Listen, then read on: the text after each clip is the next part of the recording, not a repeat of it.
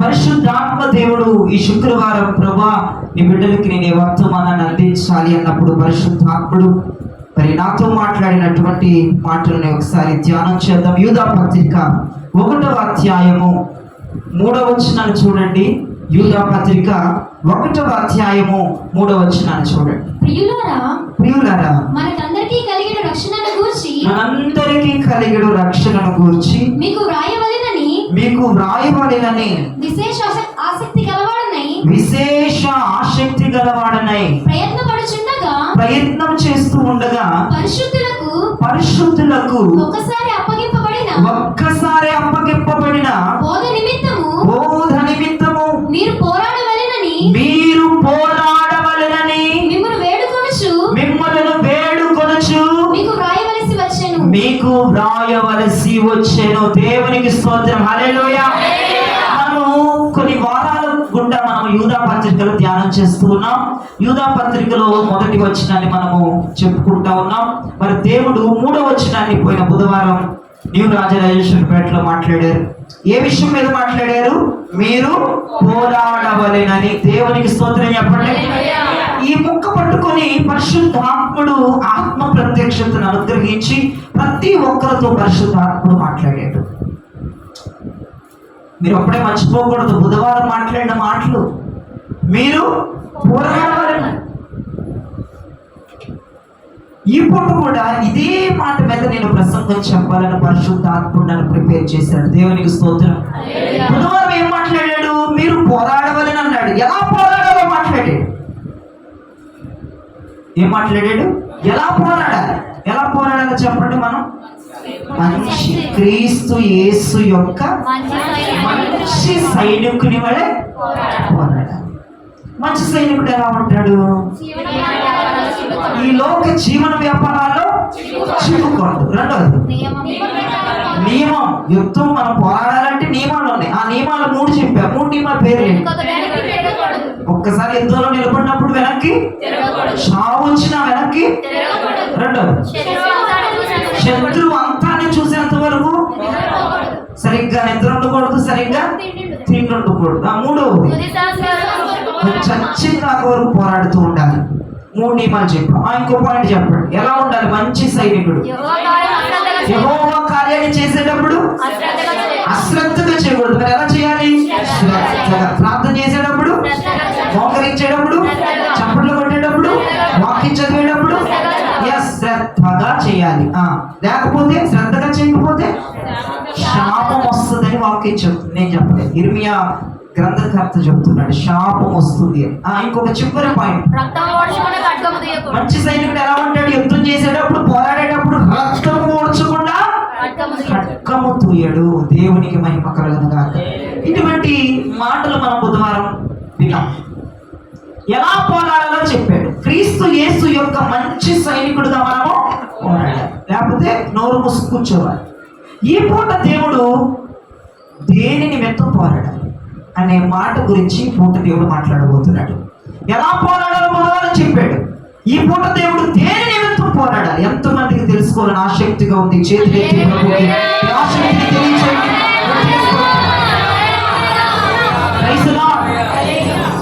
ఈ పూట కూడా ఒకే మాట పట్టుకోండి. మీరు పోరాడవలెను. దేంతో పోరాడాలి? అవే చూస్తూ చాలా జాగ్రత్తగా వినండి. ప్రతి ఆధ్యాత్మిక జీవితం, ప్రతి ఆత్మీయ జీవితం ఒక పోరాటం. సముద్రంలో అలలు ఉవ్వెత్తున లేసిపోతూ ఉంటాయి. అప్పుల దగ్గర నుంచి, తిండి లేని పరిస్థితుల నుంచి, చికాకుల దగ్గర నుంచి భయంకరమైన అలలు మనల్ని ముంచేస్తూ ఉంటాయి. మనం చూస్తేనేమో పిట్టలా ఉన్నాం, సముద్రపు అలలు, ఆ తరంగాలు, ఆ శ్రమలు భయంకరంగా ఉన్నాయి. మన బడ్జెట్ చూస్తేనేమో తక్కువ, మన అప్పుడు చూస్తే ఎక్కువ. ఇక అదనే కాదులేండి, ప్రతి ఒక్క ఆత్మీయుడి జీవితం ఒక పోరాటం కూడా వెళుతుంది. భయంకరమైన ఉవ్వెత్తున ఉప్పెరుల గుండా మన యొక్క ఆత్మీయ పోరాటాలు నడుస్తున్నాయి. దేవునికి స్తోత్రం. అడుగడికి పోరాటమే. ఏ రోజు కూడా మనశ్శాంతిగా ఉన్న పరిస్థితులు మన జీవితాల్లో కనపడవు. ప్రియదేవిజనమా, సముద్రపు తరంగాలు నిలిచినట్లుగా మన ధోనిని ముంచేస్తూ, మన ధోనిని అల్లకొల్లలో, మన జీవిత ప్రభు ఏమంటున్నారు? మీరు పోరాడండి. దేవునికి స్తోత్రం కలగలుగా. మనం పోరాటం నేర్చుకోవాలి.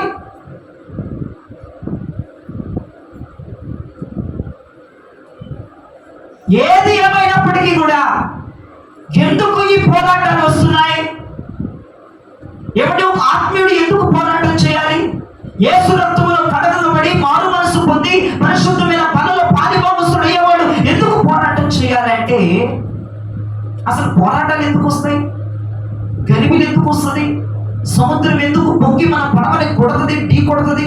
ఒక్కొక్క సమస్య నిజంగా పెద్ద షిప్ అన్నమాట. కొంతమంది పెద్ద ఫ్యామిలీలు, ఏమంటే మా ఫ్యామిలీలు గొప్ప ఫ్యామిలీలు అండి, ఏమంటే మా ఫ్యామిలీలు చిన్న ఫ్యామిలీలు కాదు. అవునండి, నీ జీవిత పడవ ఎంత పెద్దదైనా, టైటానిక్ షిప్ అయినా శ్రమలు ఏం చేస్తాయి?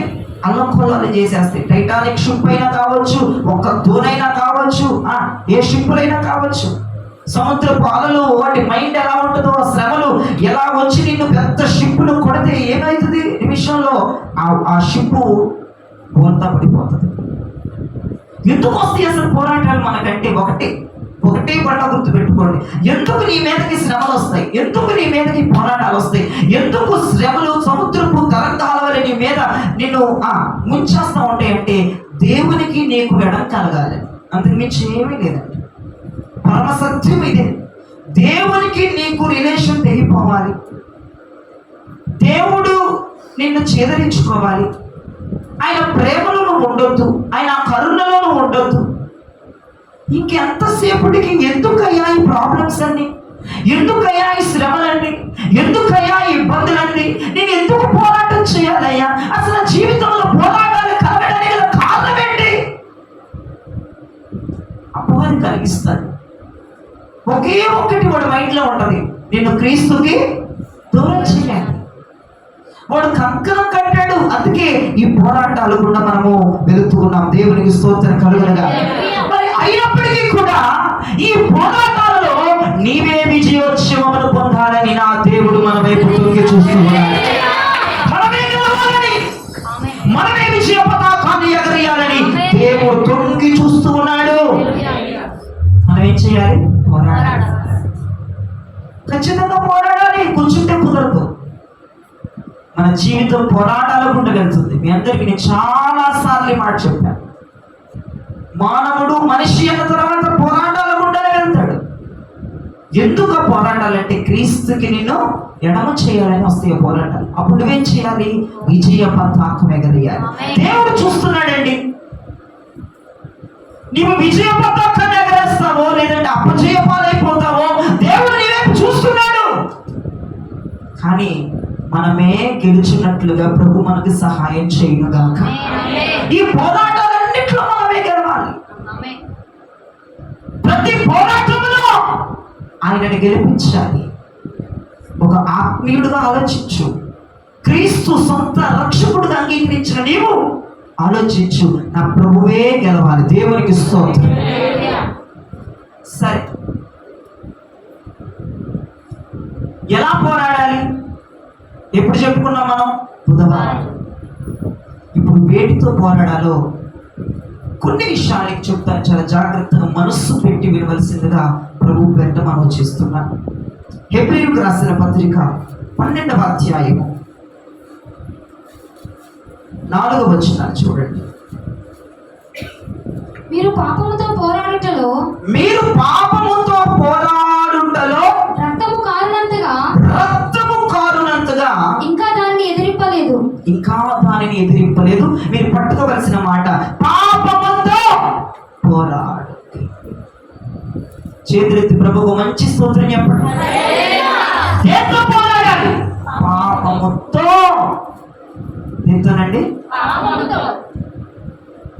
కొందరు పాపముతో పోరాడేటప్పుడు విజయశీలు అవుతారు, కొందరు అపజయ పాలవుతారు, కొందరు వారి ప్రాణాన్నే పారపోషిస్తారు. పాపముతో పోరాడాలి. నువ్వు పోరాడాల్సింది పాపంతో. ప్రభువే చెప్తున్నాడు హెబ్రీ పత్రిక ధ్యానాల్లో, అపోస్తలుడైన మహానుభావుడు పౌలయ్య, మీరు పోరాడవలసింది పాపముతో పోరాడాలి. వినండి, పాపాన్ని నువ్వు విడిచిపెట్టిన నిన్ను పాపము విడిచిపెట్టలేదు. ఏమండి? పాపాన్ని సెపరేట్ అండి. ఇప్పుడే డిశ్చార్జ్ అయ్యొచ్చారా? సిలైన్లు చూపించండి చేతికి. పాపం నువ్వు విడిచిపెట్టావు బంగారం, కానీ నిన్ను పాపము దేవునికి స్తోత్రం చెప్పండి. పాపాన్ని నువ్వు చేయాలనుకున్నావు, కానీ పాపం నీ జోలికి రానని ఎప్పుడు అనలేదు. పాపం నువ్వు చేయాలనుకున్నావు, కానీ పాపం నీ జోలికి రానని ఇప్పుడు అన్నానేతో అన్నది. అది పనికి మాలిందిగా అంటూ పాపాన్ని నువ్వు విడిచిపెట్టావు, కానీ పాపం నేను వదలలేదు. నేను పాపాన్ని చేయకూడదు అనుకున్నావు, కానీ పాపం ఎప్పుడు కూడా నేను నీ జోలికి రానని నీకు స్టేట్మెంట్ కానీ బోర్డు పేపర్ కానీ రాసి ఇవ్వలేదు.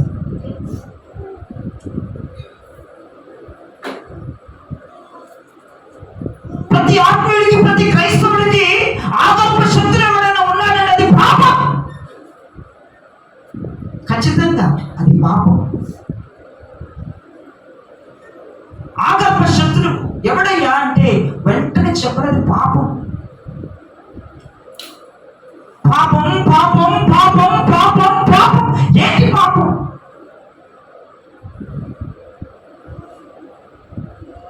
దేవుడు మన ముందు ఇచ్చినటువంటి పరిధిని దాటి వెళ్ళటమే దేవుడు ఒక విశ్వాసికి, ఒక దైవజనుడికి ముందుంచిన పరిధిని పరితగించి మీరు వెళ్ళిపోవటమే. కొన్ని చోట్ల మీరు గమనించాలి, మనము రోడ్ల మీద వెళ్తున్నప్పుడు, ప్రయాణమే కారులో కానీ లారీస్లో కానీ లేదంటే బైక్స్లో కానీ వెళ్తున్నప్పుడు హైవేల మీద నేను చాలాసార్లు చూశాను. అంటే ఎన్ని కిలో అంటే ఎంత ఫాస్ట్లో వెళ్ళాలి అనేది ఉంటుంది. 60 ఫాస్ట్లో వెళ్ళాలి అని ఉంటుంది. ఈడేం చేస్తాడు? 60 వెళ్ళాడు. ఈడేం చేస్తాడు? ఆ బోర్డు చూసి కూడా, ఆ ప్లేట్ చూసి కూడా 60 స్పీడ్లోనే వెళ్ళాలని చెబుతుంది గవర్నమెంట్ సిస్టమ్. ఈడేం చేస్తాడు? 65 100 చెప్తాడు. ఇంకొంచెం ముందుకు వెళ్తే 80, ఇక్కడ నుంచి 80 స్పీడ్లో వెళ్ళాలని చూపిస్తానండి. ఎందుకంటే మేము అటు వెళ్ళినప్పుడు అమలాపురం కానీ లేదంటే వైజాగ్ సైడ్ వెళ్ళినప్పుడు కార్లో ట్రావెల్ చేస్తున్నప్పుడు నేను చూస్తూ ఉంటాను. అక్కడ 80 స్పీడ్ వెళ్ళమని ఉంటుంది. ఏంటంటే అదొక పరిధి. ఇక్కడ నుంచి 80 స్పీడ్ వెళ్ళాలన్నప్పుడు వీడు 120 చెప్తాడు. దాని పేరు ఏం పేరు? పాపం. నువ్వు ఎంతో వ్యభిచారం చేయక్కర్లో, నువ్వు ఇంకోటి చేయక్కర్లో, పెంచమోకాలు అయ్యే పాపాలు అనుకుంటాను మీరు. దేవుడు నీ ముందు వచ్చిన పరిధిని దాటి మీరు వెళ్ళేవద్ద నువ్వు పాపం చేసినట్టే. అధికారులు, గవర్నమెంట్ అంతా కూడా పెట్టిన రూల్స్ దాటితే మనం ఏం చేసినట్టు? మరి అది పాపం చేసినట్టు, అది తప్పు చేసినట్టు అయితే మరి దేవుడి జీవితంలోకి వచ్చేటప్పటికీ మరి దేవుడు నీ ముందు వచ్చినటువంటి పరిధిని నువ్వు దాటి వెళ్తుంటే నువ్వు చేస్తున్నది పాపము అని ఎప్పుడు అనిపించదా నీకు? ఎప్పుడు అనిపించదా? దైవజనుడికి దేవుడు ఒక పరిధిని పెట్టాడు, విశ్వాసులుగా మీకు దేవుడు కొన్ని పరిధిని పెట్టాడు. దైవజనుడికి ఏ పరిధిని పెట్టాడు? దైవజనుడు ప్రతిష్ఠిత వస్త్రం మీద ఉండాలి. దైవజనుడు యాజకుడు ఎప్పుడు ధరించుకోవాలి.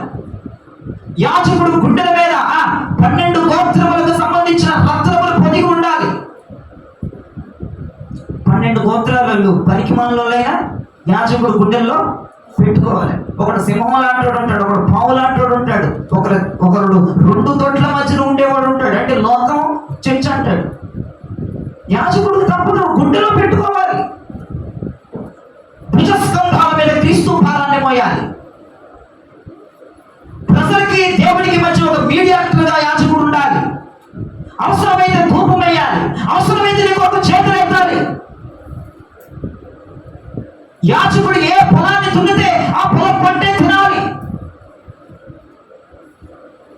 యాజకుడు ఏ మందను కాస్తే ఆ మంద ఇచ్చే పాలే తాగాలి. సహజమైన రూల్స్ అవి, యాజకుడికి దేవుడు పెట్టిన రూల్స్ అవి.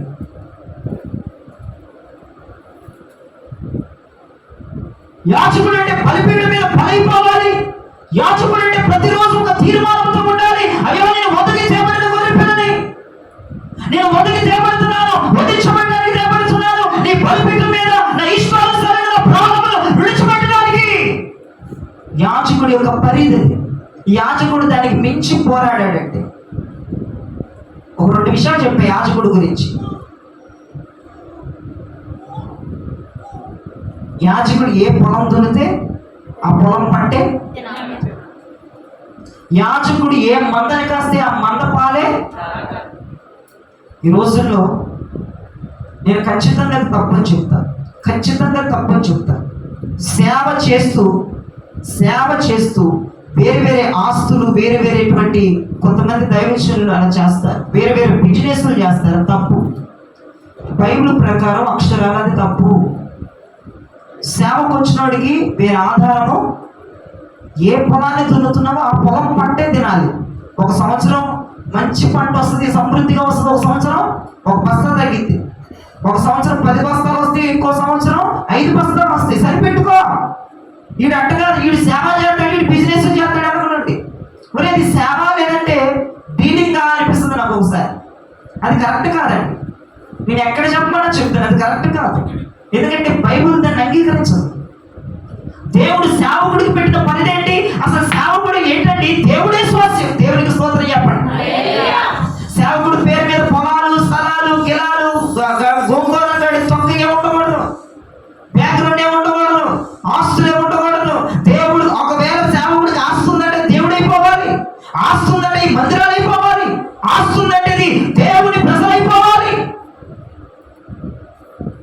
ఇప్పుడు కొన్ని దారుణమైన పరిస్థితులు, దైవజనుల పేరు మీద కొన్ని కోట్ల రూపాయలు విలువ చేసేటువంటి స్థలాలు, వాళ్ళ సొంత ఎక్విప్మెంట్స్. నేను చెప్తున్నాను, ఇవన్నీ కూడా అది కరెక్ట్ పొజిషన్ కాదు, అది కరెక్ట్ పద్ధతి కాదు. చాలా జాగ్రత్తగా వినండి. దేవుడు ఒక యాజకుడికి పెట్టిన పని అది. ఇప్పుడు నేనున్నాను,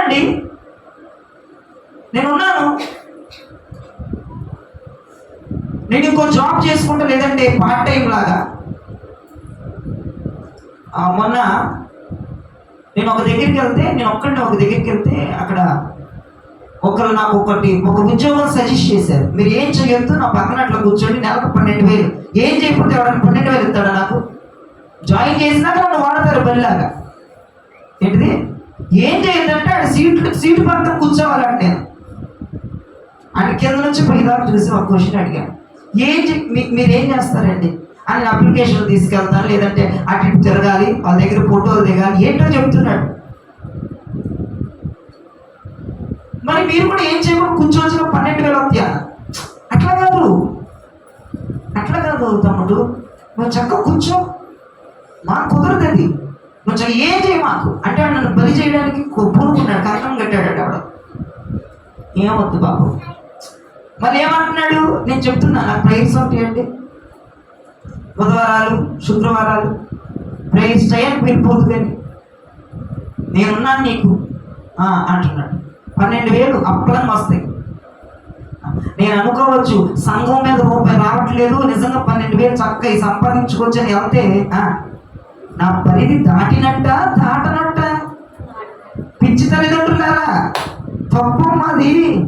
సేవ చేసినప్పుడు సేవలోనే సావాలి, వచ్చినా రాకపోయినా, తిండి ఉన్నా లేకపోయినా చచ్చిపో.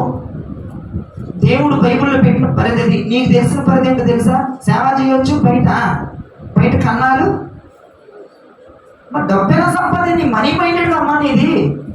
నీకు మనీ మైండెడ్ అన్నప్పుడు నేను ఎలా మార్చుతాం మేము? ఈ వెంటనే నా ఏముందిరా బాబు, నేను సేవ చేస్తున్నాను, ఎంత అవుతుంది చెప్పు సేవలు అన్నాడు. నీకు అవసరం అవన్నీ ఎందుకు? ఎంత అవుతుంది ఏంటి? అది కాదు బ్రదర్. సేవ అంటే ప్రజలను అడుక్కోలేము, ఇంట్లో ప్రాబ్లం అని అడుక్కోలేము, నీకు ఖర్చులు కన్నా వస్తాయి. ఎవరికైనా ఇప్పించమంటారా జాబ్? ఇక్కడ ఉన్న వాళ్ళకేరా 12,000 అంట. ఇక అంటా దేవుడికి ఉపయోగపడట్లేదు, నేను పెట్టేంత పోదా. నేను ఎందుకు చెప్తున్నానంటే, సేవకుడు, యాజకుడు అంటే దేవుడు ఏమన్నాడు? లేవీల్ని ఏంటి మాకు పనేదయ్యా అంటే లేవీలు ఏమన్నాడు? దేవుడు ఏమన్నాడు లేవీలతో? నేనే మీకు స్వాస్యం, మాకు పని చూపించు, మాకు ఇవ్వు స్వాస్యాలు అంటున్నారు వీళ్ళు. 12 గోత్రాలు ఉంటే దేవుడు 11 గోత్రాల వరకు స్వాస్యం ఇచ్చాడు. ఈ లేవీ గోత్రానికి ఏమి ఇవ్వా? ఇదేంటి ప్రభు 11 గోత్రాలకి స్వాస్యాలు ఇచ్చావు, మాకేది స్వాస్యం అంటే దేవుడు అన్నాడు నేనే మీకు స్వాస్యం. దేవునికి మహిమ కలుగునుగాక. ఏమండి, ఈ దైవజనులకు తెలియదా? దైవజనుల పిల్లలకు తెలియదా? సేవకులకు తెలియదండి, విషయాలు తెలుసు. చెప్తున్నాను,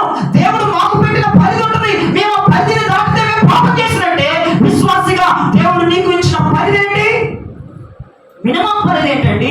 వెండి నగల ఆభరణాలు వద్దు అన్నాడు ఆయన. వెలగలిగిన వస్త్రాలు వేసుకోవద్దు అన్నాడు ఆయన. పరిశుద్ధమైన హృదయం కలిగి ఉండండి అన్నాడు. వాక్యానుసారంగా నడవమని చెప్పాడు. నీకు దేవుడు పెట్టిన పరిధిలో నువ్వు ఉన్నావా? లేదంటే దాటి విచ్చలవిడిగా గుబ్బ అంటే గూళ్ళు నుంచి గుబ్బలు ఎగిరినట్లుగా ఎగురుతున్నావా? నీకు పెట్టిన పరిధి ఏంటి దేవుడు? నీ ముందు గీసిన గీతలు ఏంటి దేవుడు? ఆ పరిధిలో ఉంటున్నావా? ఆ పరిధి దాటుతున్నావా? ఆ పరిధి దాటకుండా ప్రాణం పోయినని ఆ పరిధి దాటకూడదని ఒక నిర్ణయానికి వచ్చావా? అదే పాపం అండి. నువ్వు ఏదో అనుకున్నావు కదా పాపం అంటే అదేనండి. దేవుడు వెలగలిగిన వస్త్రాలు వేసుకోవద్దు అన్నాడు, నువ్వు వేసుకున్నావు అనుకో, అదేంటిది? బట్టల్లో ఏముందంటారు? అమ్మా నీకు నమస్కారం తల్లి, నేను అటు స్వప్నార్థంతో మాట్లాడలేమమ్మా. ఏం మాట్లాడతాను నిజం. అమ్మో ఎంత ఎంత దారుణం ఉందండి అసలు. ఒకరిని మేము విమర్శించడం కాదండి. ఏమండి ఈ రోజులు కోట్లు సూట్లు వేసుకోవడం కూడా వర్తమానాలు చెప్తున్నారు. మినిమం అండి, మినిమం. దేవుడు ఒక దైవజనుడికి పెట్టిన పరిధి, ఒక విశ్వాసం పెట్టిన పరిధిలో ఉండకుండా అది నువ్వు పాపం అనుకోవేంటండి? నాకు అర్థం కాదు. 1000 రూపాయలు డ్రెస్ వేసుకున్న డ్రెస్సే 10,000 రూపాయలు డ్రెస్ వేసుకున్నా దాన్ని ఇంకో టైప్ అంటారా? 10,000 రూపాయల డ్రెస్ ఇంకొక రకంగా ఏమైనా పిలుస్తారా? పోనీ నాకు చెప్పండి. 1000 రూపాయలు డ్రెస్ వేసుకున్నాము, డ్రెస్ బాగుంది అంటారు. 10,000 రూపాయలు వేసుకున్నాము, డ్రెస్ బాగుంది అంటారు. 10,000 రూపాయలు కొనుక్కొని వేసుకుంటే ఇంకేమైనా అంటారా చెప్పండి మీ భాషలో? 100 రూపాయలు చెప్పులు వేసుకున్నా చెప్పులే, 500 రూపాయలు చెప్పులు వేసుకోదా? పిచ్చి మొక్క. మీకేం తెలుసు? వెలగలిగిన వస్త్రాలు వద్దన్నాడు, సోకుగా ఉండొద్దు అన్నాడు. ఇవన్నీ కూడా ఇయ్యే చేయరు. మీరు ఇప్పుడు బాగా అంటారు, మీ ఇంట్లో ఫంక్షన్లు వచ్చినప్పుడు చూడాలి, నేను ఒక్కొక్క గుండాగిపోతాను, నేను అంతే చచ్చేపోతాను. మాడిపోయి పేస్తా ఉన్నదాన్ని ఐశ్వర్యరాని పేసి వచ్చేస్తుంది నీకు. నిజమండి. నేను చెప్పే అబద్ధం అయితే ఇక్కడ నుంచి లెగిసి వెళ్ళిపోండి మీలోకి. నీకు ఐశ్వర్యరాని పేసి అవసరమా? నక్కంట పులిని చూసి వాతలు పెట్టుకున్నట్టు నువ్వు ఎవరు చూసి వాతలు పెట్టుకుంటావు? ఎవడ బతుకంటే చిరిగిపోయేది. ఒక మినిమం కూడా పాటించకపోతే, ఒక మినిమం దేవుడికి ఇచ్చిన పరిధి. ఇంకేం చెప్పాడు దేవుడి విశ్వాసులకి? వాక్యములు విని వాక్యానుసారముగా నడవండి. నీకు ఇచ్చిన పరిధిలో దేవుడిని ముందు పెట్టి ఒక పరిధి. ఎంతవరకు ఎంజాయ్ చేయాలి, ఎంతవరకు బయటికి వెళ్ళాలి, ఎంతవరకు నేను ఈ పనులు చేయాలి, ఎంతవరకు నేను బయట పని చేసుకోవాలి, ఎంతవరకు నేను కష్టపడాలి, ఎంతవరకు అంతవరకు ఉంటే నువ్వు పాపం చేయనట్లు లెక్క. దేవుడు అంటున్నాడు ఈ పూట నువ్వు పాపముతో పోరాడాలి. అంటే దేనితో పోరాడాలి? అర్థమేంటి? పాపము అంటే అర్థమేంటి? నీ ముందు ఉంచిన దేవుడు నీ ముందు ఉంచిన పరిధిని దాటి వెళ్ళటమే దాని పేరు పాపం. నీ ముందు ఉంచిన పరిధి ఇక్కడ ఉంటే నువ్వు ఎక్కడో ఉంటావు, దీన్ని దాటేస్తావు. 2-3 కిలోమీటర్లు ఉన్నారు కొంతమంది. ఏంటి ఎక్కడున్నావేంటి అంటే, అయ్యో ఏది నా బోర్డర్ ఏదని మళ్ళీ వెనక్కి తిరిగి వచ్చేసరికి పుడుక్కుమంటావు. జరిగే సందర్భాలు అవి. నువ్వు ఆయన గీసిన పరిధిని దాటి ఎన్ని కిలోమీటర్లు ప్రయాణం చేశావో, పరిధి ఇక్కడే ఉంది. ఈ పరిధి దాటి 10 కిలోమీటర్లు వెళ్ళిపోయావా, 100 కిలోమీటర్లు వెళ్ళిపోయావా, 1000 కిలోమీటర్లు వెళ్ళిపోయావా, ఎన్ని కిలోమీటర్లు వెళ్ళిపోయావు, మరి తిరిగి వెనక రావడం చాలా కష్టమవుతుంది. నువ్వెంతో పాపం చేస్తున్నావు తెలుసా? ఈ పూట దేవుడు అంటున్నాడు నీ పరిధిని దాటించే పాపముతో నువ్వు పోరాడగలగాలి. దేవునికి స్తోత్రం చెప్పండి.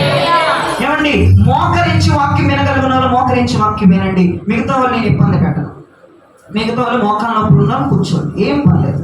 మోకరించి వినగలగనయ్యా నువ్వు చెప్పిన దాకా వింటానని వాళ్ళు మోకరించి చేతులతో ఒక్కసారి ప్రభుకు స్తోత్రం చెప్పండి. అర్థమోకాలు అయ్యింట్లే, నిలువద్దులే. దేవునికి స్తోత్రం. అర్థమోకాలు వేసుకోండి మీ ఇష్టం. అర్థమోకాలు అంటే తెలుసా మీకు? ఎరా స్టీఫ్ అర్థమోకాలు అంటే చూపించు. అది దేవునికి స్తోత్రం. హల్లెలూయా. పాపం అంటే అర్థం ఏంటి? దేవుడు నీ ముందు ఉంచిన పరిధిని దాటి వెళ్ళటం. దాని పేరేం పేరు? పాపం. నీకు తెలియదేమో, అని తెలుసుకో. ఇప్పుడు తెలుసుకోండి. నీ ముందు దేవుడు ఏ పరిధి ఉంచాడో, ఎంతవరకు పరిధి ఉంచాడో, ఎంతవరకు గీత గీశాడో, నువ్వు అంతవరకు ఉంటున్నావా లేదంటే మీరు ప్రవర్తిస్తున్నావా? నువ్వు దాటేసావా? ఎన్ని కిలోమీటర్లు వెళ్ళిపోయావు? ఈ రాత్రి ఆలోచించవలసిన మాటది. ఆయన గీసిన పరిధిని దాటి ఎన్ని కిలోమీటర్లు పోయావు? ఏ ఊరు వెళ్ళిపోయావు?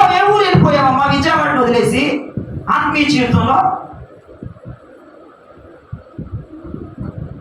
ఈ రాత్రి కనుక కళ్ళు తెరవకపోతే ఇంకా కిలోమీటర్లు పెరిగి అది నేను పాతాళంలోకి తీసుకెళ్ళేది కానీ నీ నిత్య జీవంలోకి అది నడిపించదు. జ్ఞాపకం చేసుకోవాలి దేవచన. ఒక సేవకుడుగా దేవుడు ఇచ్చినటువంటి పరిధిని సేవకుడు ఉపయోగించుకోవాలి. మేము దేవుడు మాకు ఏ పరిధిలో ఉంచాడు ఆ పరిధిలో మేము ఉండాలి. దేవుడు మాకు కొన్ని పరిధులు చెప్పాడు, ఆ పరిధిలో మేము ఉండాలి. అది దాటి మేము ప్రవర్తించామా నేను పాపం చేసినట్లే. విశ్వాసులుగా దేవుడు నీకు గీసిన పరిధిలో ఉండకుండా దాటి ప్రవర్తించావా నువ్వు పాపం చేసినట్లే. ఎన్ని రోజులు రోజు ఏ పాపం చేస్తున్నావు? రోజు దేవుడు గీసిన గీతను దాటి వెళ్ళిపోతున్నావు.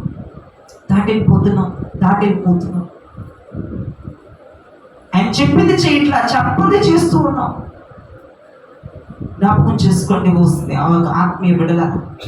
దేవుడు నీ ముందు గీసినటువంటి పరిధి ఎంత ఉందో అంతవరకే నీ ఆటైనా, నీ పాటైనా, నీ నొప్పైనా, నీ తిండైనా, నీ నిద్రైనా అంతవరకే ఉండాలి. దానికి మించి ఉండకూడదు.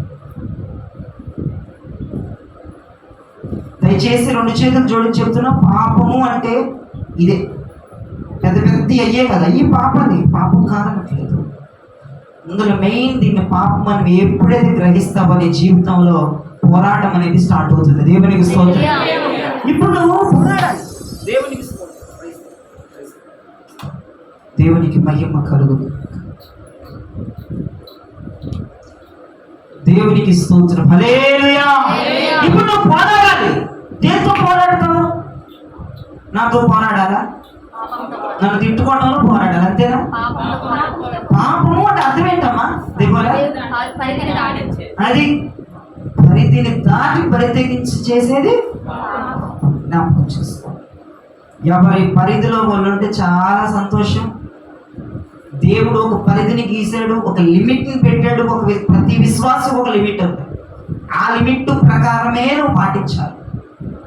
మరి ఎంత పాపం చేస్తుంటావు ఒకసారి నువ్వు రికగ్నేషన్ చేసుకో. ఎంత పాపం చేస్తుంటావు నువ్వు. దాన్ని పాపం అని ఏనాడు నువ్వు పరిగణించవు. ఎందుకంటే నీకు అంత జ్ఞానం లేదు. అపవాడు అంటాడు అది పాపమే కాదంటాడు. ఏమండి, పండు తింటాం పాపమా కాదన్నాడు వాడు. విలువైన వస్త్రాలు వేసుకోవడం పాపమా?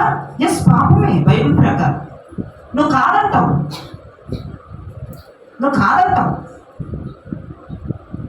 మరి నీలో అపవాదం అంతగా పనిచేస్తున్నాడు. నువ్వు కాదంటావు. ఒక్క అబద్ధం ఆడటం పాపమా? నువ్వు అది పాపం కాదంటావు.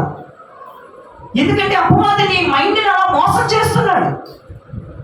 ఆ పండు తిను, నువ్వు చావనే చావు. ఒక్కటే కదా అబద్ధం. మరి అది కాదంటాడు. నీకు అనిపించదు పాపం అని. ఈ రోజున ఎవరెవరైతే చెప్పిన వాక్యానుసారంగా నడవకుండా మీరు చేస్తున్న చిన్న చిన్న పొరపాట్లు కూడా పాపము కాదనుకొని వెళ్తారో ఇక మిమ్మల్ని ఎవరిని కాపాడలేరు నాన్న.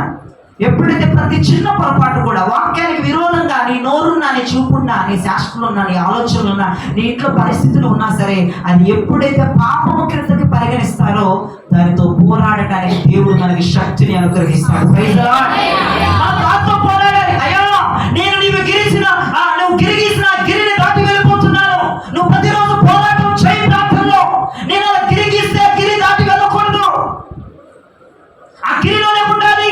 ఆ గిరి దాటి వెళ్ళకూడదు. ఆ పరిధి దాటి వెళ్ళకూడదని నువ్వు ఎప్పుడైతే ప్రార్థనలో పోరాడతావో జయశీలుడైన దేవుడు మనందరినీ గెలిపించుగాక. పాపం అంటే ఏంటో కాదురా బాబు. డాక్టర్ సజ్జన్ గారు తెలుసా మీకు? తెలుసా?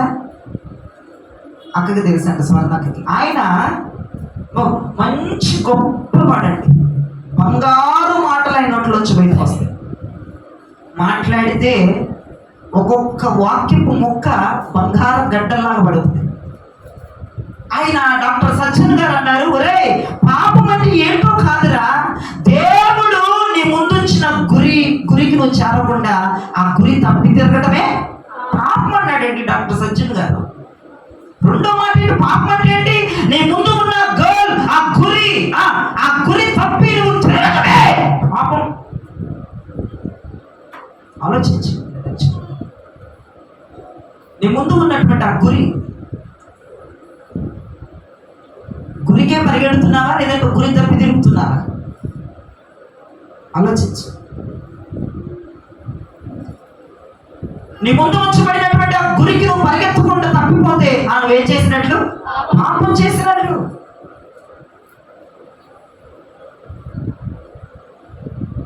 దేవుడు నీ ముందు ఉంచినటువంటి ఆ గురికి నువ్వు పరిగెత్తే ప్రయాణంలో ఎత్తు పొలాలు ఉంటాయి, గచ్చ పొదలు ఉంటాయి, ముళ్ళ పొదలు ఉంటాయి, ముళ్ళ తుప్పలు ఉంటాయి. అయినప్పటికీ కూడా ఆ గురువు దిశగానే, ఆ గురువు వైపుగానే నువ్వు పరిగెత్తాలి. దేవునికి స్తోత్రం.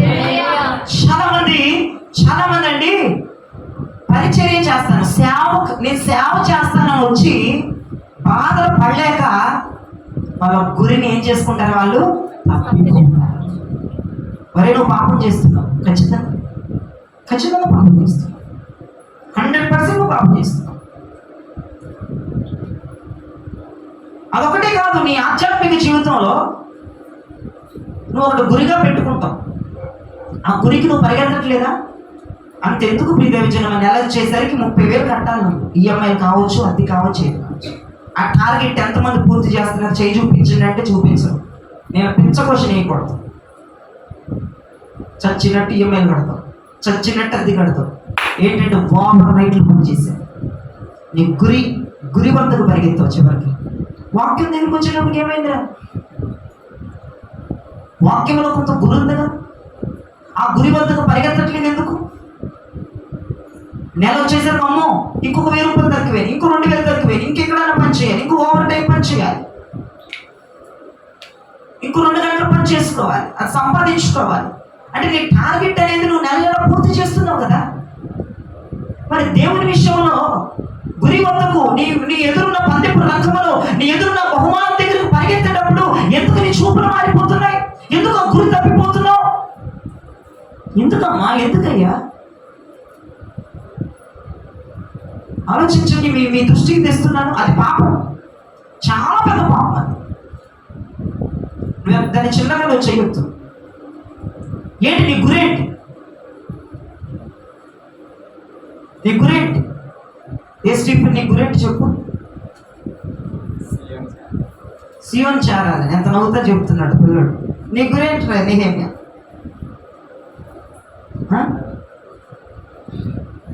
ఏందయ్యా? ప్రవక్తల గురా? ఓ, నీ గురేంటి? దేవుడా యాజకత్వం చేయాలి. దేవుని స్తోత్రం. వీళ్ళందరినీ ఉంచండి, పడి పూజ చేద్దాం. నీ గురేంటి అయ్యా? ఏం? ఆయన రాజ్యం చేరాలని నీ గురేంటి?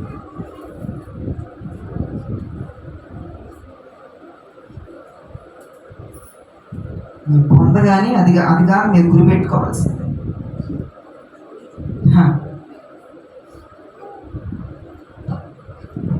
అసలు మన గురి ఏమై ఉండాలి? దేవుడు నీకు ఇచ్చిన గురి ఏంటి అంటే నీ వ్యక్తిత్వంలో క్రీస్తు కనపడాలి. దేవునికి స్తోత్రం. యాజకుడు అవ్వాలి, ప్రవక్త అవ్వాలి, సియోన్ చేరాలి, మరి బాబా దేవుడు రాజ్యం చేయాలి. ఇవన్నీ పక్కన పెట్టురా. నువ్వు బ్రతికినంత కాలం, నువ్వు భూమి మీద 50 బ్రతికితే 50, 60 బ్రతికితే 60, 70 బ్రతికితే 70, ప్రతి సెకండ్ నీలో క్రీస్తు కనపడాలి. అది మన గురి. ప్రతి ఆత్మీయుడు గురి అదే. ప్రతి ఒక్క దైవజనుడు గురి అవ్వాలి. ప్రతి ఆత్మీయుడు గురి అవ్వాలి. నా మాట కానీ, నా చూపు కానీ, నా వినికిడి కానీ, నా నడక కానీ, నా ప్రవర్తన కానీ, ఆలోచన కానీ, నా పడక కానీ, నా తిండి కానీ, నా ప్రార్థన కానీ, ఉపవాసం కానీ, ఆరాధన కానీ, చప్పట్లు కానీ, స్తోత్రాలు కానీ, ఏది చేసినా క్రీస్తు కనపడాలి. ఈ గురికి పరిగెడుతున్నప్పుడు అపవాది గురి తప్పించేస్తుంది. ఎస్, ఈ గురి కలిగి ఉన్న అపోస్తుల్లో ఒకళ్ళ పేరు చెప్పగలరా మీరు? మహానుభావుడు తండ్రి అపోస్తుడైన పౌలయ్య. అపోస్తులకే అపోస్తులు చెప్పొచ్చు. ఆయన పేరు ఎంత కాదు. ఆయన అంటాడు, నేను క్రీస్తును పోలి. ఏం మాట అంటే అసలు అది? ఆయన మాటలు మీరు అర్థం చేసుకోండి. ఒక ఆత్మీయుడు గురి ఏమై ఉండాలంటే, నేను క్రీస్తుని పోలిన ప్రతిదిన సంవత్సరాలు ఉండాలి భూమి మీద. క్రీస్తును చూపించాలి, నాలో క్రీస్తు ప్రత్యక్షం అవ్వాలి. అది నీ గురిగా మారి మారిపోవాలి. దేవునికి స్తోత్రం. క్రీస్తులో ఉన్న సకల అన్యోన్యమైన ప్రతి ఒక్క ఆత్మీయ ఫలాలు వరాలన్నీ కనపడాలి జనాలకి. నీ గురి క్రీస్తుగా ఉండాలి. ఎప్పుడు కూడా చాలా జాగ్రత్తగా వినండి.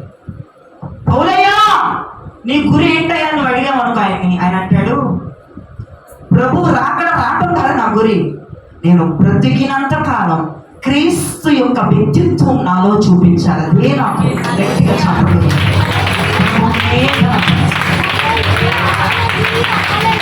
నేను బ్రతుకుతున్నాను అంటే అది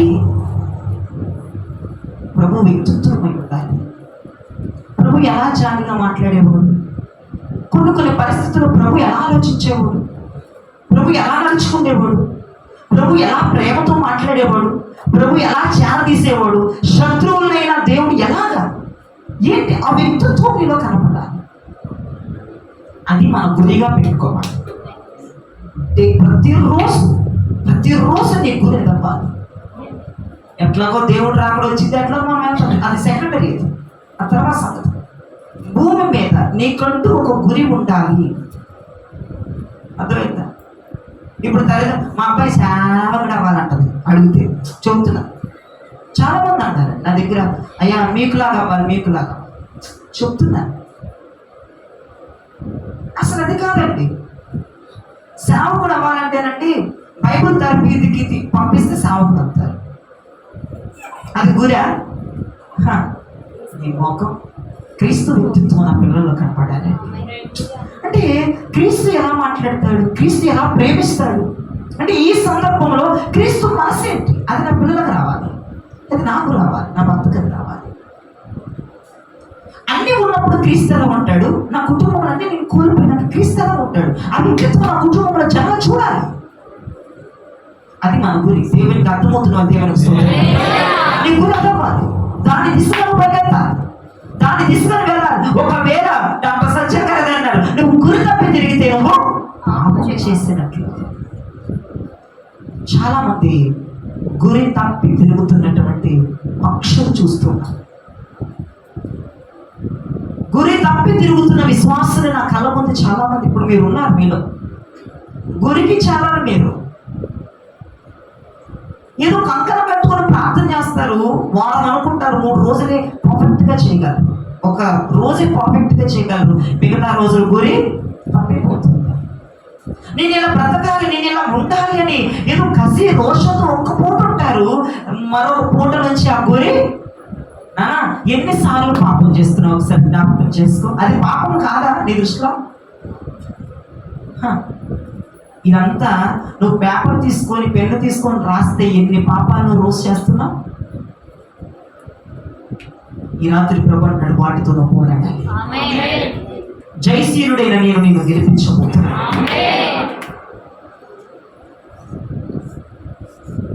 నా యేసుతో కలిసి పోరాడుచున్నాను, అపజయమే ఎరుగని జయశీలుడాయనే. దేవునికి స్తోత్రం కదా. మన దేవుడు ఎవరంటే అపజయం ఎరుగని జయశీలుడైన దేవుడు. ఆయన ఏమంటున్నాడు, నీ వీటితో పోరాడు, నువ్వు పాపంతో పోరాడు. పాపం అనగా మొదటి అర్థం నీ దేవుడు నీకు ముందుంచిన పరిధిని దాటి వెళ్ళటమే పాపం. దాంతో పోరాడాలి ఈ రోజు నుంచి. రెండవదిగా నీ ముందు ఉంచబడిన ఆ గురి, నీ ముందు ఉంచబడిన బహుమానం, నీ ముందు ఉంచబడిన శ్రేష్టమైనది నువ్వు దానికి చేరుకోనివ్వకుండా ఆ గురి తప్పి తిరగటమే. ఇక్కడ కూర్చున్న ప్రతి ఒక్కరు ఒప్పుకోవాల్సింది రాత్రి. నీతిమంతుడు ఒక్కడు లేడు, మొత్తం అందరూ పాపములు బ్రతుకుతున్న వారిని జ్ఞాపకం చేసుకోండి. దయచేసి మనం ప్రతిరోజు పోరాడాల్సింది దీంతో పోరాడాలి. ప్రభువా అయ్యగారు వాక్యం చెప్పారు కదా, నా పరిధి ఇక్కడ వరకు, ఆ పరిధిలోంచి బయటికి వెళ్ళకూడదు. రోజు ప్రార్థించి ప్రార్థనలో పోరాడు. ఏమమ్మా అప్పులు తీరాడని పోరాడతావు కదమ్మా, పిల్లకి మంచి భర్త చేయాలయ్యా పోరాడతావు కదమ్మా, ఇది పోరాడు ముందర, దీన్ని పోరాడమ్మా. అయ్యా గీసిన గిరిలో ఉండాలయ్యా, ఆ గిరి దాటకూడదయ్యా, ఇప్పటికే దాటి ఎన్ని కిలోమీటర్లు వెళ్ళిపోయాను, నన్ను క్షమించండి, నాకు అర్థమైంది, నేను వెనక్కి వస్తానయ్యా. ఎన్ని కిలోమీటర్లు ఊర్లు దాటి వెళ్ళిపోయాను, ప్రపంచం దాటి వెళ్ళిపోయాను, పరిధిని దాటేసి నేను వెనక్కి వస్తాను. ఆ పరిధిలోంచి బయటికి వెళ్ళకూడదని ప్రతి రాత్రి పోరాడు, ప్రతి తెల్లవారుజామున పోరాడు దేవుడితో. నువ్వు జయశీలుడు నన్ను గెలిపించు, విజయశీలుడు నన్ను గెలిపించు, నీ తరపు నేనున్నాను, నీ పక్షంగా నేనున్నాను. అయ్యా అయ్యగారు చెప్పిన మాట మేలుకోండి ప్రభా, అయ్యగారు వాక్యానుసారంగా మాట్లాడే మాటలు మేలుకోండి ప్రభా అని రోజు పోరాడితే తప్పే జరగదు మన జీవితంలో. దేవుడు రెండవదయ్యా, నాకు ఒక గురి పెట్టుకున్నానయ్యా, నేను క్రీస్తులాగా మాట్లాడాలి, నీకులాగా తయారవ్వాలి, నా మనస్సు నీకులాగా ఉండాలి, శత్రువుని క్షమించగలగాలయ్యా, మంచి మనసుతో మాట్లాడగలగాలయ్యా, మళ్ళా చాలా తీసుకోగలగాలి. ఒకవేళ వాడు ఏడ్చి పశ్చాత్తాపడి కాళ్ళు పట్టుకుంటే వాడిని చాలా తీసే కృప నాకు ఇవ్వండి అయ్యా. అయ్యా నా గురిని తప్పకూడదు ప్రభా, ఆ గురికి నేను పరిగెత్తాలి ప్రభు అని. నీవు గురి తప్పి తిరుగుతున్న నీవు తప్పి తిరుగుతున్న నీవు పోరాడగలిగితే ప్రతిరోజు ఆయన వ్యక్తిత్వం కొన్ని వందల మంది ఈరోజు చూడబోతున్నారు. దేవుడు ఎక్కడో లేడు, దేవుడు నీలోనే ఉన్నారంటారు. అమ్మా నువ్వు క్షమించగలిగిన హృదయం నీకు ఉండాలి, అమ్మా ఆదరించగలిగిన హృదయం నీకు ఉండాలి. పశ్చాత్తాపతుడైతే పశ్చాత్తాపంతో తలదించుకున్న వారిని మళ్ళా హక్కులకు చేర్చుకోగలిగిన మనసు నీకు ఉండాలి. అసమాధాన మనసు నీకు ఉండకూడదు. క్రీస్తు మనసుని కలిగి ఉండు, క్రీస్తు హృదయాన్ని కలిగి ఉండు, క్రీస్తు యొక్క హృదయం, క్రీస్తు మనసు అదే నీ గురిగా ఉండాలి ప్రతిరోజు. అలానే ముందు కొనసాగాలి. ఒకవేళ నువ్వు గురి తప్పి తిరుగుతున్నావేమో, యేసు మనసును చూపించట్లేదేమో, యేసయ్య హృదయాన్ని చూపించలేకపోతున్నావేమో, నీ భర్త తప్పు చేసినప్పుడు నీ భర్త నువ్వు క్షమించలేకపోతున్నావా? అయితే నువ్వు గురి తప్పావు, నువ్వు పాపం చేస్తున్నావు, నువ్వు పాపం చేస్తున్నావు. క్షమించగలిగిన మనసు, చేర్చుకోగలిగిన మనసు, హక్కులకు పిలుచుకోగలిగిన మనసు, జాలిపడగలిగిన మనసు, ఆదరించగలిగిన మనసు, సహాయం చేయగలిగిన మనసు, వారి కొరకు కావాలంటే ఉపవాసంలో ప్రార్థన చేయగలిగిన మనసు దేవుడు మనకు అనుగ్రహించును గాక. ఆలోచించు, నువ్వు ప్రతిరోజు గురి తప్పి తిరుగుతున్నావు, ఒక గురిగా పెట్టుకో. ఆ గురి తప్పకూడదు అనుకో, నా మనసు మారకూడదు అనుకో. అపోస్తలుడైన పౌలయ్యా నీ గురి ఏంటయ్యా? ప్రభు రాకడ రావడం నా గురి కాదు, కానీ నా గురి నేను క్రీస్తుని పోలి నడుస్తున్నట్లుగా మీరు నన్ను పోలి నడవాలి. అంటే ఆ మాటలో నేను అర్థం చేసుకుంది ఏంటంటే, అతను బ్రతికిన అంటే దమస్కులో దేవుడు అతను దర్శించిన దగ్గర నుండి కూడా క్రీస్తుని పోలి నడిచాడు అన్న ముక్క నాకు అర్థమైంది. అంటే భూమి మీద ఎలా బ్రతకాలి? అపోస్తలుడైన పౌలయ్యలాగా బ్రతకాలా, లేదంటే క్రీస్తులాగా బ్రతకాలా? అపోస్తలుడైన పౌలయ్యే క్రీస్తులాగా బ్రతికాడు, నువ్వెవరు పోయి అపోస్తలుడైన పౌలయ్యలాగా బ్రతకడం కాదు, క్రీస్తులాగా బ్రతకాలి. ఆయన ఏం చెప్తున్నాడు? నేను క్రీస్తుని పోలి నడిచాను, నేను క్రీస్తుని పోలి నడిచాను, క్రీస్తు స్వారూప్యం, క్రీస్తు మనస్సు నాకుంది. ఇది చూసి మీరు ఫాలో అవ్వండి, ఇది చూసి మీరు ఫాలో అవ్వండి. అది మన సాక్ష్యం, అది మన గురిగా ఉండాలి. దేవునికి స్తోత్రం. ఆ గురి తప్పి తిరుగుతున్న ప్రతి ఒక్కరు పాపం చేస్తున్నట్లు జ్ఞాపకం చేసుకుని పోరాడండి, పాపంతో పోరాడండి. నీకెందుకు విసుగు రావట్లేదు? కొత్తగా చెప్పిన వాక్యం చేయట్లేదని మెంటల్ రావట్లేదు నీకు విసుగు రాదు. నీకెందుకు వస్తుంది? డబ్బు లేకపోతే విసుగు వస్తుంది, వాక్యం చేయకపోతే హద్దు మీరితే విసుగు నీకెందుకు వస్తుంది అమ్మా? నీకు రాదు. రూపాయి లేకపోతే విసుగు వస్తుంది, తిండికి లేకపోతే చిరాకులు, తగాడాలు, గొడవలు. నువ్వు ఈ బ్యాచ్ అసలు ఇదే ప్రభావం. ఇన్ని వారాల నుంచి చర్చకెళ్తున్నా, ఇన్ని వారాలు దైవజనుడు మాట్లాడుతున్నాడు, నా మెంటల్ మైండ్ ఏంటి, నా బుద్ధి ఏంటని కసిగా కూర్చొని ప్రార్థన చేస్తున్నాను. బాపుతనం దాఖలాలు ఉన్నాయని బ్రతుకులో ఏంటయ్యా? నా బ్రతుకు మీద నాకే చిరాకు వస్తుంది, మా దాఖలు 10 దాటిపోతున్నాను, 10 కిలోమీటర్లు వెళ్ళిపోతున్నాను, అసలు చెప్పిన మాట వినట్లేదు. ఇదిగో ఈ వారం రిపీట్ అయింది, మళ్ళీ వచ్చే వారం అదే రిపీట్ అయిందయ్యా. నువ్వు నాకు ఇన్నిసార్లు మాట్లాడుతున్నా, నేను ఎందుకు దొంగలేకపోతున్నాను కసి రోషంతో తిరిగి ఇప్పుడు మానేసి ఎప్పుడైనా ప్రార్థన చేసావా? ఆ మనసు నీకుంటే ఇక్కడ ఎందుకు వచ్చి కూర్చుంటారు? నాకంటే పాస్టర్ గారు అయిపోయేవారు. దేవుడిని స్తోత్రం. దేవుడు మిమ్మల్ని బాగా వాడుకునేవాడు, నీకు ఆ మనసు ఉంటే. లేదు కదా. దేనికోసం ప్రార్థన చేయాలో తెలుసుకోండి.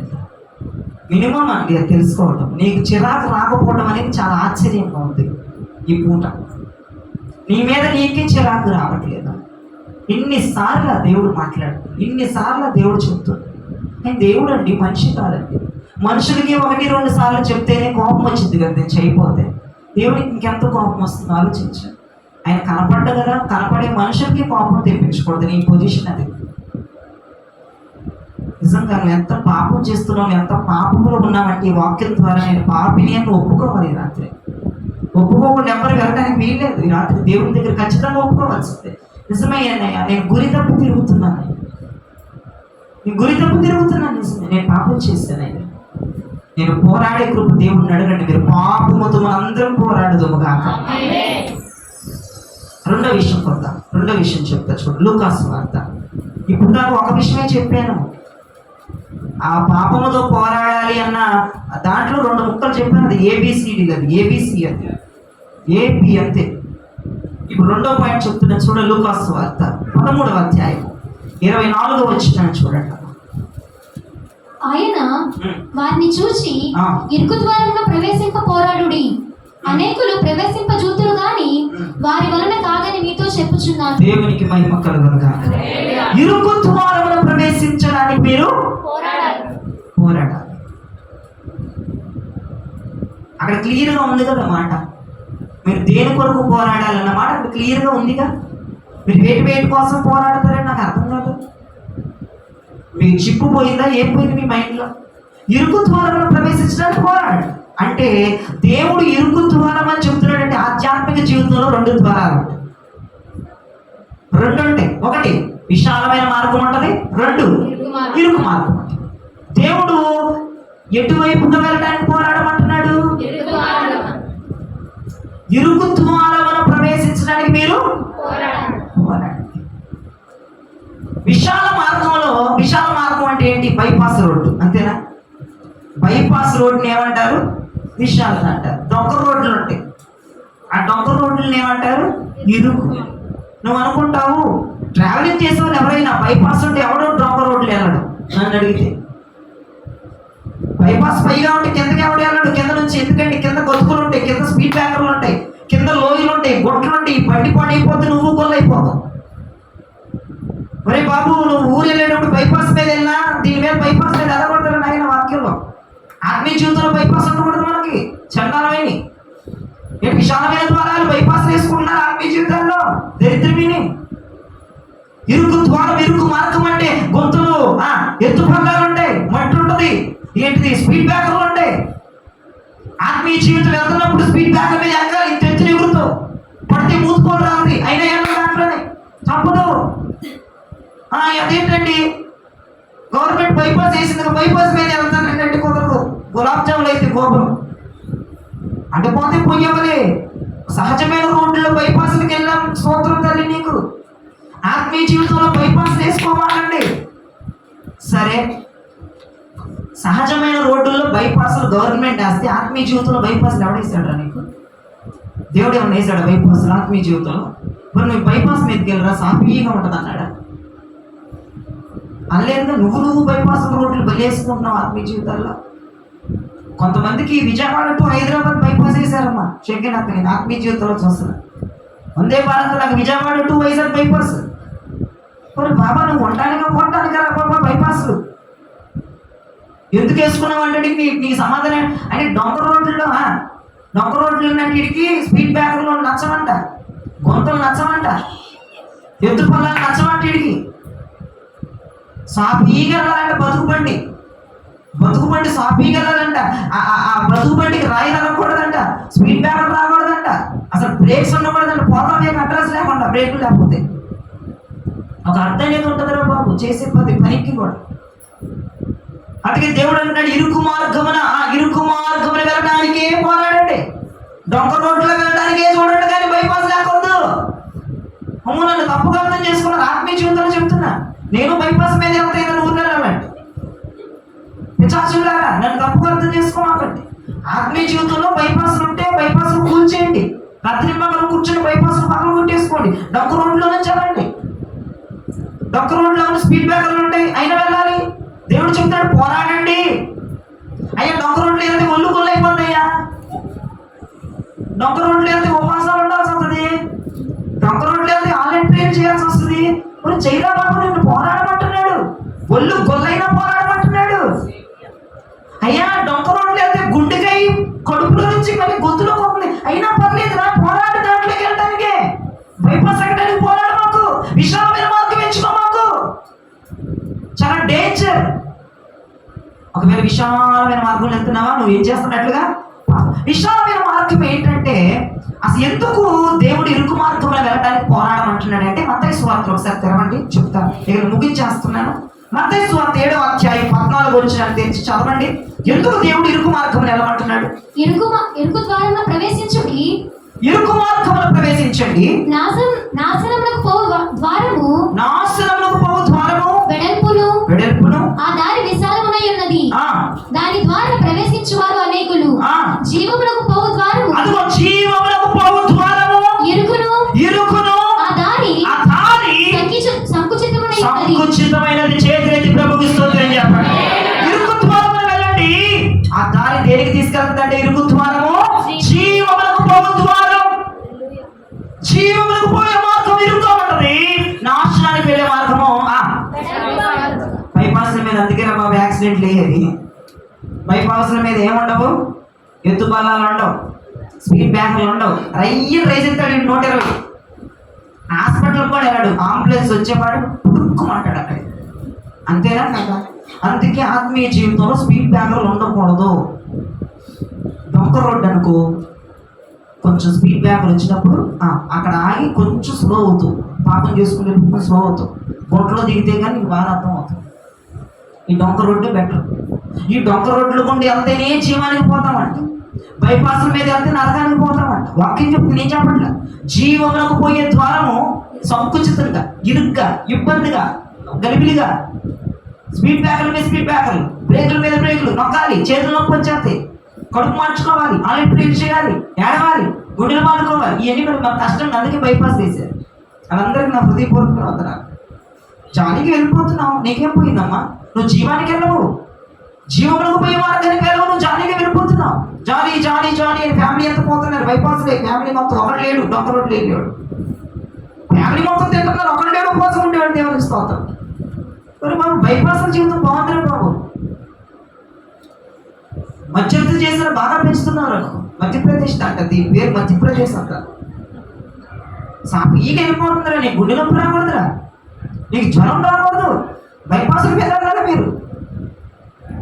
ప్రార్థన చేసినప్పుడు నొప్పులు రాకూడదు, బైపాసుల మీద వెళ్ళాలి మీరు. ఎలాంటి బైపాసుల మీద? దేవుడు ఏం చెప్తున్నాడంటే, బైపాస్ మీద భక్తి చేసే ప్రతి ఒక్కరూ నాశనానికి పోతారు. దేనికి పోతారంట? బైపాస్ భక్తి చేసే వాళ్ళందరూ నాశనమే. డొంక రోడ్లో వెళ్ళే భక్తి చేసే వాళ్ళు జీవానికి వెళ్తారు అని వాక్యం. స్పీడ్ బ్రేకర్లు ఉన్న రోడ్లోనే వెళ్ళాలా, అది జీవానికి తీసుకువెళ్తుంది. లేట్ అయినా జీవానికి వెళ్తాం. అర్థమైందా? ఈ బైపాస్ మీద లేటు గీట్ అని ఉంటుందండి. మొత్తానికి ప్రాణాలే పోతే నరక పాసం మనల్ని చుట్టుకొని వెళ్ళిపోతుంది. జ్ఞాపకం చేసుకోండి. ఇంతటి విశాల మార్గం అంటే నీ ఇష్టానుసారంగా నువ్వు బ్రతక. ఇరుకు మార్గం అంటే దేవుని చిత్తానుసారంగా బ్రతక. అర్థమైందా? విశాల మార్గం అంటే నా ఇష్టం అని చెప్తాను. దేవునికి ఇష్టం వచ్చినట్టు నేను బతకమంటే నువ్వు బతకు, నా ఇష్టం, నా లైఫ్ ఇది, నా జీవితం అంటాం. కానీ ఇరుకు మార్గం అంటే నీ ఇష్టం అంతా చచ్చిపోయి దేవుని చిత్తాన్ని చెయ్యాలి. అక్కడికి వచ్చేపాటికి మీకు చాలా బాధిస్తుంది. యేసుక్రీస్తు ప్రభువు భూమి మీదకి వచ్చి ఎవరి చిత్తాన్ని చేశారు? తండ్రి చిత్తాన్ని చేశారు. ఆయన బైపాస్ ఏమైనా వేసుకున్నారా? యేసుక్రీస్తు ప్రభు 33.5 సంవత్సరాలు యేసుక్రీస్తు ప్రభు బైపాసే లేదు. అన్ని డొంకరోట్లే, అన్ని స్పీడ్ బ్రేకర్లు, అన్ని ఎత్తుపల్లాలి, అన్ని లోతులే. అన్ని లోతు దిగుతాడు, పైకి దిగుతాడు. ఇవన్నీ అడుగడికి శ్రమలే.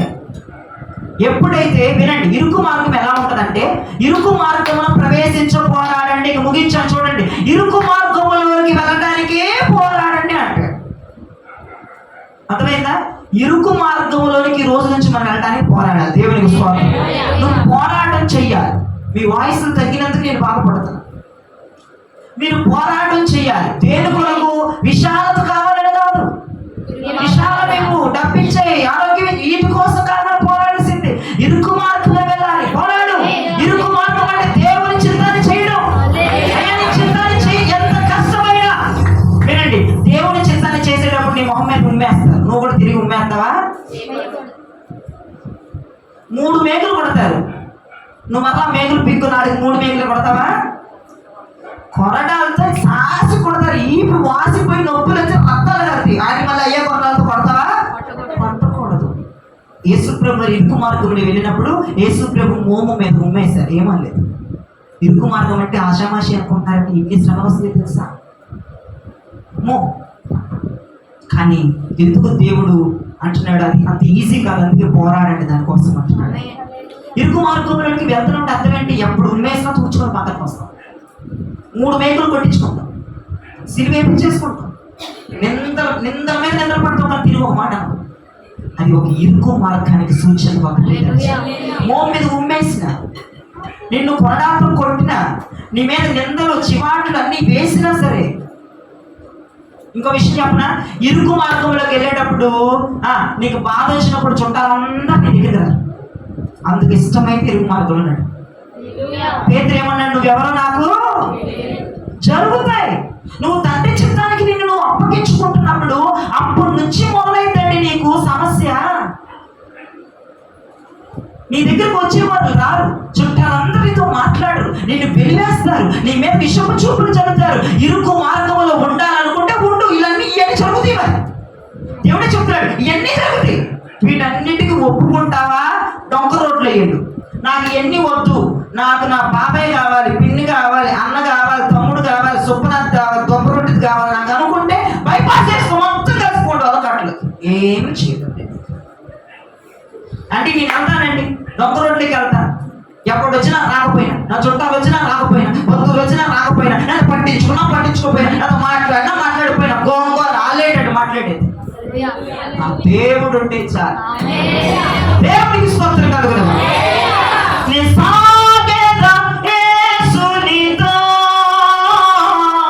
నా జీవిత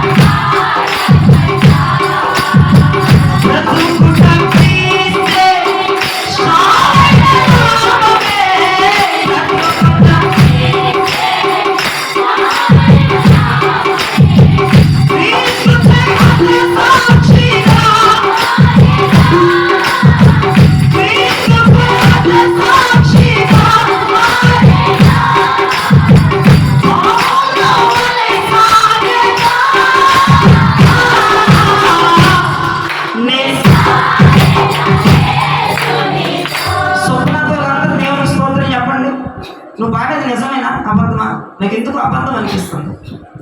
ఏంటి బ్రతుకుంటే క్రిస్టియన్ చదువుతావా? కిందకెళ్ళు, నువ్వు లేకపోతే నీ బతకలేంట సీటీ నా లడ్డు అంట. ఆ మాటలు వచ్చినావు దేవుడికి మామూలు కోపం రాదు. నువ్వు పాట అనుకుంటావు ఏంటమ్మా ఇది? కొంతమంది దైవజ్ఞానంలో వెళ్ళిపోయారు, నేను వెళ్ళలేదు. బైపాస్లు దిగిపోయారు, నేను ఇంకా బైపాస్ దిగల. అది రిటర్న్ తీసుకొని రావాలంటే అక్కడెక్కడో ఉందంట, 2-3 కిలోమీటర్లు వెళ్ళాలంట. అప్పుడే ధ్యానంలోకి వెళ్ళిపోయారు. మీకు అన్ని అలవాట్లు అనుకుంటే నేను. కొంతమంది బైపాస్ నుంచి దూకి దొంగ రోడ్లో పడ్డారు. దేవునికి స్తోత్రం చెప్పండి.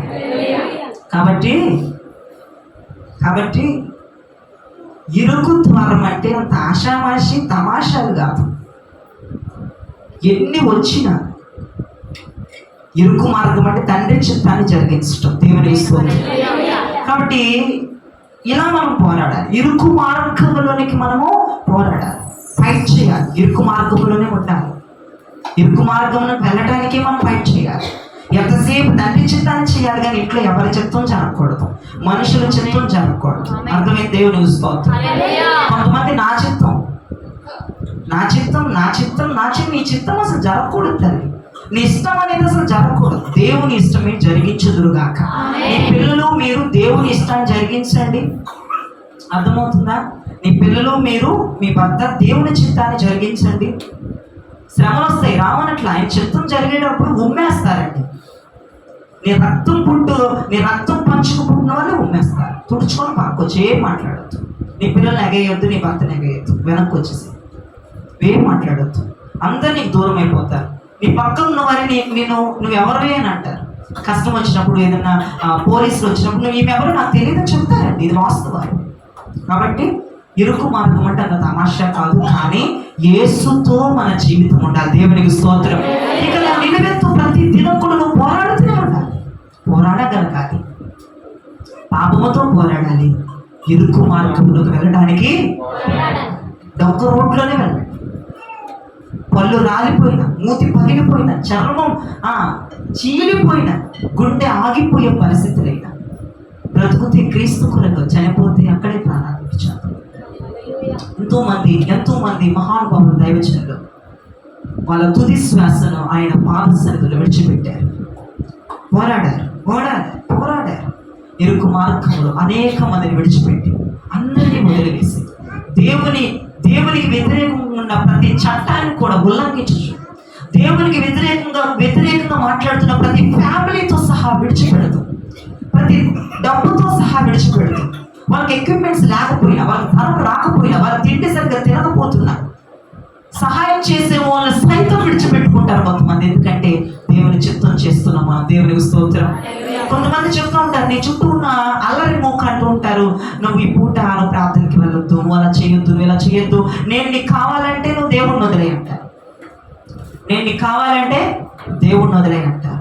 నేను నీకు కావాలంటే నువ్వు దేవుని విడిచిపెట్టు అంటారు. కానీ నువ్వు నాకు వద్దు, నాకు దేవుడే ముఖ్యమని ఎప్పుడైతే ఒక ఇరుకు మార్గంలోకి వెళ్ళడానికి నువ్వు పోరాడి ఫైట్ చేస్తావో, ఖచ్చితంగా నేను కావాలా దేవుడు కావాలన్నోడే వచ్చినా నువ్వు కావాలంటాడు. చెప్పడం ఆ సీక్రెట్ నీకు తెలియక పిచ్చిగా వెళ్ళిపోతావు. అదేంటండి, దేవుడు అలా చెప్తాడా? వదిలేయాలా నా జీవిత భాగస్వామిని?